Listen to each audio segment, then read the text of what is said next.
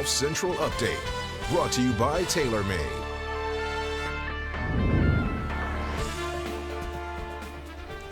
Hi everybody, I'm Cara Banks and we start today's update with some sad news.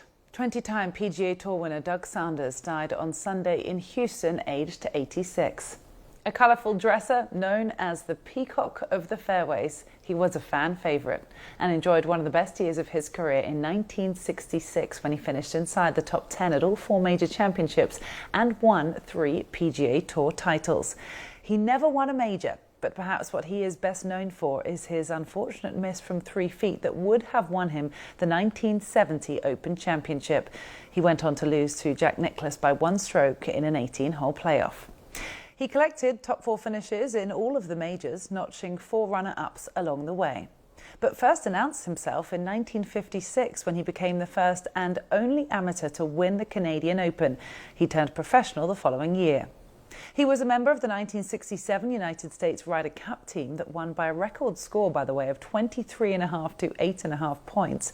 And after retiring from the game, he hosted the Doug Sanders International Junior Golf Championship.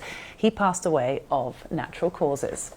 Well, for more reaction, let's welcome in our insider, Jaime Diaz, who knew Doug well.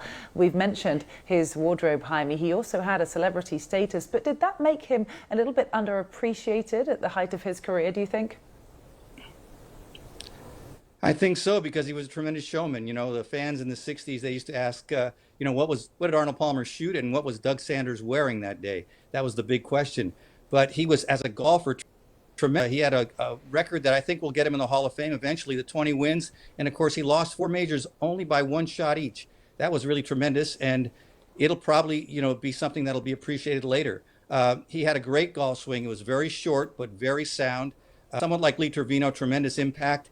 And John Jacobs, the great teacher, always thought that Doug was one of the great ball strikers who ever lived. He was super accurate as a driver of the ball, especially. He said, the only time I ever left the fairway was to get a phone number. I remember being with him once on a practice range, and he gave me a quick lesson, and he said, short back, long through if you want to be any good. Well, you mentioned those close calls in majors, Jaime. None closer than, of course, what took place on the 72nd hole at St Andrews in 1970. How do you think that missed putt to win the Open wounded him for the rest of his career? Well, in a charming way, he really wore it on his sleeve. It did hurt him, and he thought about it all the time. He was asked about it, and he said, sometimes it doesn't cross my mind for a full 5 minutes. He used to return to the old course during the Open Championship. He was really well received by fans. And, he explained to me once what happened on that putt. He bent down to get a piece of grass, that was bothering him in his line, but he came right back into his stance. And as he was over the ball, he's going, geez, maybe I should step away. Then he thought, if I step away, it'll look awkward and people will snicker, and I don't want that to happen. And his thoughts got all jumbled up, and he rushed the putt and missed it, and he regretted it tremendously. But, he had great perspective about his life, because he grew up very poor in rural Georgia. He used to pick cotton. And I remember saying to me, I'm at a stage where all that matters is giving back. When you die, the only things that you keep are what you gave away. So I think Doug lived a life that in the end he was at peace with.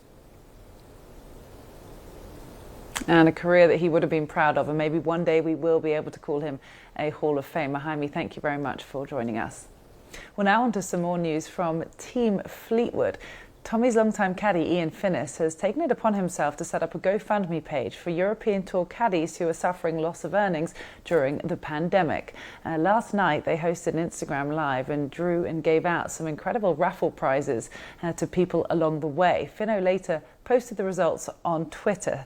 He confirmed that their efforts had raised £35,000 so far, thanking those in the golf world that supported by donating prizes or promoting the event. And it sounds like they're going to do one more whilst the lockdown continues. So keep an eye on Finno's handle, and congratulations to him on everything that they have helped achieve so far. Well, that is all for today's update from me, Cara Banks. Take care, and we'll see you with more tomorrow.